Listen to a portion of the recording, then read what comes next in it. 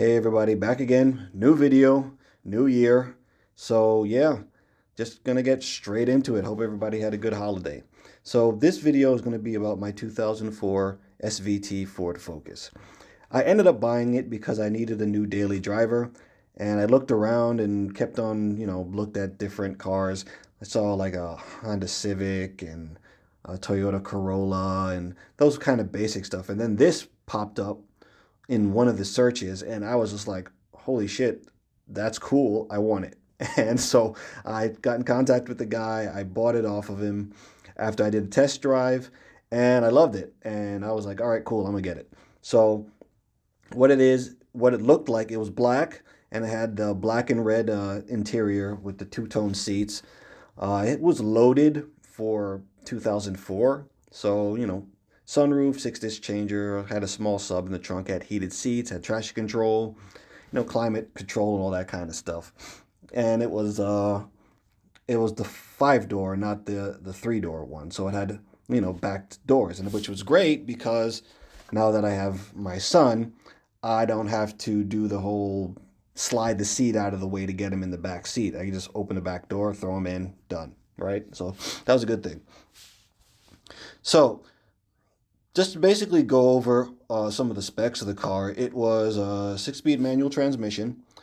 It made 170 horsepower, I believe it was. I mean, for 2004, that was a lot. Nowadays, I mean, that's just not even on the not even on the radar. You know what I mean? It just shows you how far we have come in the past, Jesus, almost 20 years. Shit. But I digress. So what was really, really cool about this car, after I did some digging into it, was that, it didn't have a lot of performance parts that you can buy for it, because Ford basically just took the regular engine out of a Ford Focus, and they just redid the whole thing. Well, Ford didn't do it. I think it was Cosworth that did it. But yeah, they stripped out the old four-banger pretty much all the way down to the block, and they did new pistons, new cams, variable two-stage intake manifold. And it was a variable cam on the intake side, not the exhaust side. They did a tricked out header, they did a high flow cat, and they did a larger exhaust system. So they pretty much did everything you could do to make the engine make as much power as it could naturally aspirated, which is cool, but at the same time it's kind of sad, because at that time you could get much, much more capable engines from Toyota, or from Honda, or Volkswagen and stuff like that, that would have as much power or more than what the Focus had, and then you weren't capped at all, right? So with my RSX, for example, it made 160 horsepower. Is that the 170 that the SVT made? No, but there was room for improvement if you wanted to do it. And if you want to know about my Acura, there's another video, and I can go into more detail with it there. Just click on the video on my page. But yeah, back to the Focus. So when I got it, it already had a short ram intake, and then it had I think it was some sort of like fart cannon exhaust on it or something like that. It sounded like crap. So I decided to change it, and yeah, I took it up to my buddy, Scott, or Scott Baines, as some of you guys may know. Shout out to him. He did a great work. He rigged up a custom exhaust for me, and it sounded so much better. And there's a video of the exhaust on the car on my YouTube page as well. So if you want to hear what it sounded like after he did it, and if you're in the Michigan area, by all means, look him up on Facebook or Instagram, and he does a little exhaust shop stuff out of his place and stuff. So it sounded really, really good. But yeah, so that's the kind of thing that was just bugging me about the car, is just that when I looked it up, there's not a whole lot you can do to it to make it any faster. There's suspension stuff and all that kind of stuff, but I wasn't going to mess with any of that, for the simple fact is that it was a daily driver. It wasn't a track car. So I didn't want it to be ride any harsher or do anything like that. So I just kept a little ghetto rigged short ram intake and I changed the exhaust. And then doing the research, there's nothing more you could do to that car. It was just straining as it was. You know what I mean? It's been improved as much as it can be improved without adding force induction. So, and I'm not going to go into that whole bag of worms either. Daily driver, not slapping a turbo on it, not slapping a supercharger on it, none of that. It is what it is. It gets me to work, gets me back home, done. That's it, right? So when I bought it, I think I got it for like 2,500, 2,300 bucks or something like that. I don't remember off the top of my head. I paid cash and then I bought it, it had 155K on it. And then I ran it up to about 180, yeah, but I want to say about mid 180s. And then I was looking around. I'm like, all right, this car is coming up on 200K, and I need to have an open option just in case I need to get something else. But I ended up selling it and got a couple bucks for it. The car had quite a few issues that needed fixing, just because it's almost 20 years old. So stuff starts to wear down and break, especially up here in Michigan where it's kind of rough on cars. So, what did I ended up doing? I think I did a wheel bearing, I did an axle, and I did drive shafts. And that was just stuff that, cars just need replacing. It's not that it was bad, it's just that it was old. The car was really fun to drive. It reminded me of my RSX. The 6-speed was fun to use. The car revved freely up to about 7K, and it had a Honda-esque characteristics to it when you drove the car. So a small 2-liter, all the power's up top, and that was pretty cool. I also had to fix the intake manifold control module a couple of times. Um, it uses some old school, really mechanical contacts on the inside of it. So it just receives an electrical signal and the contacts either close or it opens, right? So it was really, really easy to fix. So all I needed to do was reach in, grab the module, unscrew it. You pry the module open pretty much with just a screwdriver. And then I took a piece of sandpaper, or you could take a nail file or something like that, and you just push the contacts open, and you just clean off the metal contact, put it back together, use some, what's that sealant stuff? I forgot the name of it. It'll come to me later. Watch. Put the sealant back on it, closed it back up, put the screws back in, threw it back in, and then boom, intake manifold, the dual stage intake manifold worked perfectly.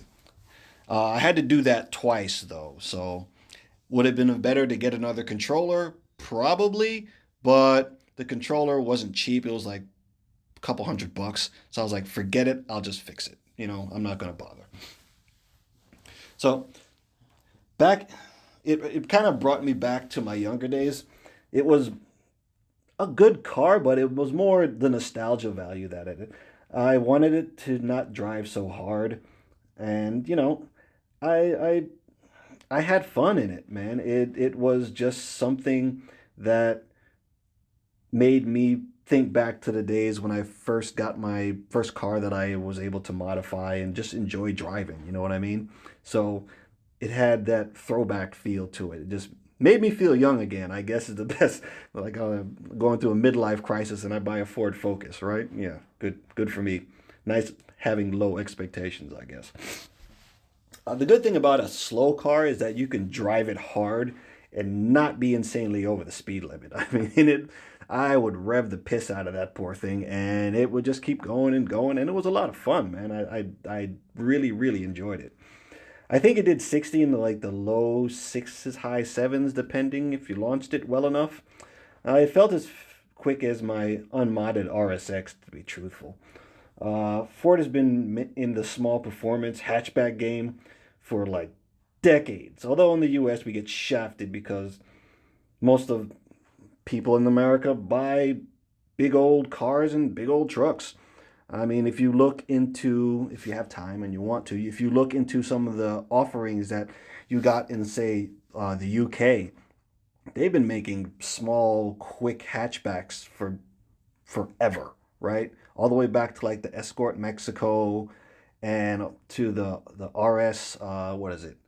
The RS line of escorts and stuff like that. So they've been doing this for a while, but we don't get them because, you know, pickup trucks and SUVs are what sell over here. So they don't bother.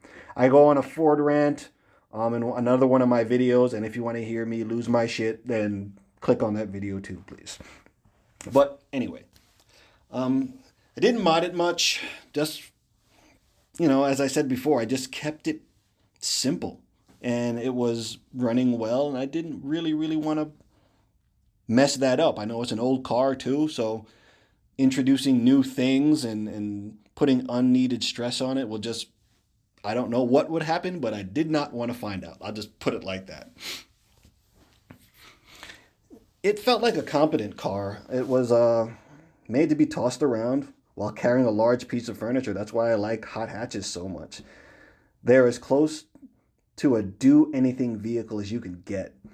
As utilitarian as you can get, and you can still drive it like a hooligan, man. That's why I love that class of cars so much. It just checks all the boxes for me. Not check all the boxes for other people, but people who have like mind like myself, who want to have one car that can do almost anything. You can't beat a hot hatch. Nothing beats it. Ford kind of came back around, giving us the first generation of the ST and the RS, which was pretty cool. But then Ford, being Ford, killed it off, all the fun stuff. And then people wonder why. Then they wonder why people don't go from the Fiesta ST to an EcoSport or whatever the hell it is they have now. It just doesn't make any sense. You can't give somebody a small, fun, fast car and then go, all right, here is a boxy, frumpy, dumpy Econo box on stilts.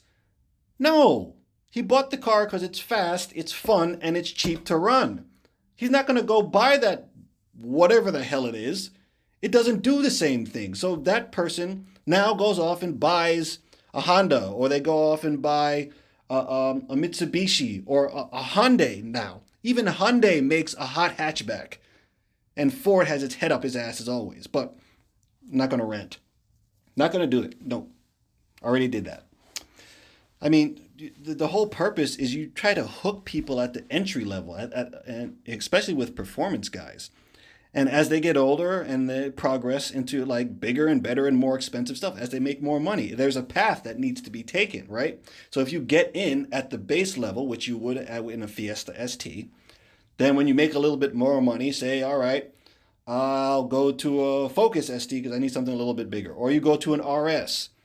Or you go to a Mustang if you have a family and you're in your midlife crisis or whatever it is like that. You can stay in the brand, and there's a progression of cars that you can pick up.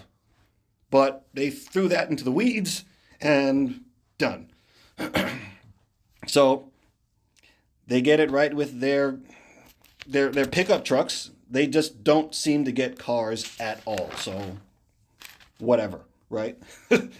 So I mean, in conclusion, I really liked it. I would have loved to get an RS, but prices now for used cars are insane. A used RS with 30,000-40,000 miles on it costs as much as they did when they were brand new. So if you're in the used car market right now or buying a car, wait. Unless you can't, but my recommendation is to wait until the supply issues get ironed out, because, yeah, buying a car now is just nuts. But, yeah, so they had a lineup, but that's gone now, And, I mean, meanwhile, if you look at their competitors, Toyota, Honda, even like Hyundai, Volkswagen, they're cleaning up that market. They just, anybody who wants a fun car and can only own one car, right? Like most guys out of college or girls out of college, if they're looking for something that's a bit sporty and want to get involved in the tuner culture, and they want to get involved in motorsport, or just want to go to a car meet and hang out and have something cool to drive to said car meet, they're not going to buy your car anymore, dude. You don't have anything there for them. So they buy other stuff. I mean, I wish they would bring it back, but I don't think they will. They are stuck in their ways, and until there's a culture change at Ford saying that, hey, we need to get back in this market because, potential buyers are there. We just need to give them something to buy. But whatever. So, yeah, in conclusion, I would definitely, if you have the opportunity and you can find one that's still running and you have a little extra cash, pick one up, man. You will not be disappointed by the car. It is really awesome to drive. It's comfortable. And if you want to hustle it and drive it like you stole it, then man, it does that. And that's kind of a thing that's missing in Ford's lineup. Most American cars lineup. That's the thing that's missing. Something small, cheap, fun, and it can do almost anything. But yeah, that's the end of the video for right now.